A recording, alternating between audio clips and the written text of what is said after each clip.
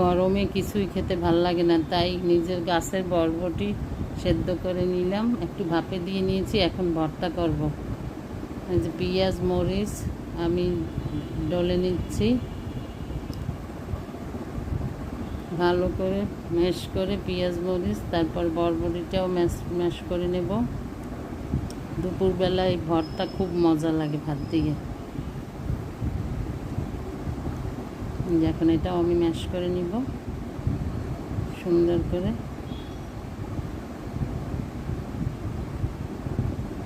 এখন দিয়ে দেবো একটু সরিষার তেল, বাস হয়ে যাবে আমার ভর্তা। মজা করে এই ভর্তা দিয়ে ভাত খাবো, বোম্বাই মরিচ লেবু দিয়ে সাথে, সেই মজা খেতে। খেয়ে দেখবেন সবাই, যে কোনো ভর্তার সাথে লেবু বোম্বাই মরিচ সেই মজা। হয়ে গেল আমার ভর্তা। নিজের গাছের জিনিস বলে কথা, স্বাদই আলাদা।